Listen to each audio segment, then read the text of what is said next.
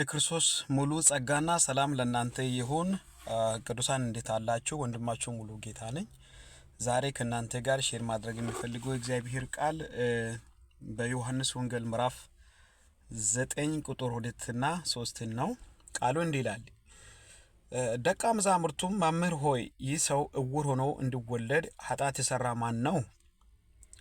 እርሱ ወይስ ወላጆቹ ብለው ጠየቁት። እንግዲህ በዛን ጊዜ ኢየሱስ ክርስቶስ በምድር ላይ በሚያገለግልበት ጊዜ አንድ ሰው ላይ አካሉ ላይ የሆነ ጉዳት ሲደርስ ወይም በሽታ ሲመጣ አንድ እምነት አለ።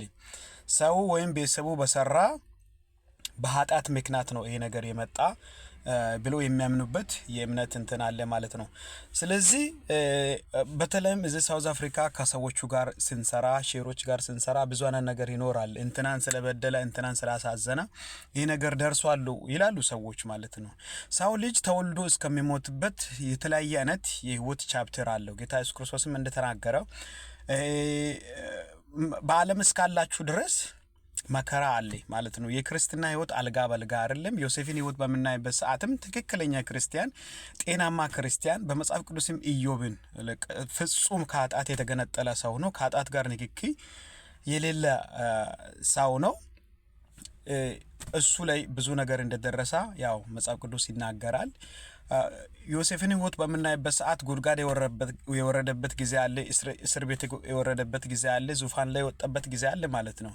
ስለዚህ በእያንዳንዱ ለራሳችን ክብር ሳይሆን በእያንዳንዱ በህይወት ክልል ላይ በመንደርሰው በህይወት ዞን ላይ እግዚአብሔር ወደ ወደደው ለማምራት ወደሚፈልገው ለማምራት አንዳንዴ ወደ ሸለቆ አንዳንዴ ወደ ከፍታ ሰርጓጎጡ ከፍታው ሸለቆ ተራራው አለ ማለት ነው። በዛ ሁሉ እግዚአብሔር አላማውን ይፈጽማል ማለት ነው። ሳምታይምስ ነገሮች በጣም ዲፊካልት ሲሆኑ በር ሲዘጋ በተለይ በዘመድ በወገን በወንድም ኪህደት ሲደርስ ምንድነው የሆነ ሰው ረግሞኛል እግዚአብሔር ምሕረት የማይገባውን ኃጢአት ሰርቻለሁ ብለን ነው ራሳችን የምንመታው ማለት ነው። ራሳችን የምንጎዳው ግን መጽሐፍ ቅዱስ እዚህ ጋር ግልጽ ያደርጋል ማለት ነው። እዚህ ጋር ምንድነው የሚለው ቁጥር 3 ላይ ጌታ ኢየሱስ ክርስቶስ መልስ ሲሰጥ እናያለን።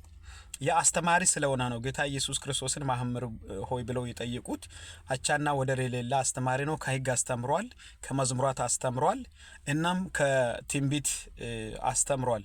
ቁጥር 3 ላይ እንዲህ ይላል። ኢየሱስም እንዲህ ብሎ መለሰ፣ የእግዚአብሔር ስራ በእርሱ እንዲገለጥ ነው እንጂ እርሱ ወይም ወላጆቹ ኃጢአትን አልሰሩም። የእግዚአብሔር ስራ፣ የእግዚአብሔር ዓላማ፣ የእግዚአብሔር ራእይ፣ የእግዚአብሔር ህልም፣ የእግዚአብሔር አጀንዳ በተራራም በሸለቆም በሚገጥመን በህይወታችን ክልል ላይ የእግዚአብሔር ኃይል እንዲገለጥ ነው እንጂ ወይም ቤተሰቡ ወይም ራሱ የሰራ ኃጢአት የለም አለው። ስለዚህ በተለይ በሚገጥመን በህይወት ጎዳና ሁሉ እግዚአብሔር ኃይሉን ይገልጣል። የእርሱ የሆኑትን እንዴት አድርጎ እንደሚያድን ያውቃል፣ ይታደጋል፣ ያድናል። ዛሬም ነገም ለዘላለምም መጽሐፍ ቅዱስ ሲናገር ኢየሱስ ክርስቶስ ትናንትናም ዛሬም ለዘላለምም እንደሚሰራ እንደሚያድን የእግዚአብሔር እጅ ከማዳን ጆሮውም ደግሞ ከመስማት ይላል። እግዚአብሔር ዛሬም ይሰማል፣ እጁ ደግሞ ዛሬም ያድናል፣ ይታደጋል። መልእክቴ ምንድነው? በሚገጥመን በህይወት ጎዳና ሁሉ ላይ እግዚአብሔር ሰማይንና ምድርን የፈጠረ እግዚአብሔር ኃይሉን ይገልጣል፣ ዓላማውን ይፈጽማል፣ የልቡን ፈቃድ የልቡን ሐሳብ ይፈጽማል። ጌታ ኢየሱስ ክርስቶስ ይባርካችሁ። ተባረኩ።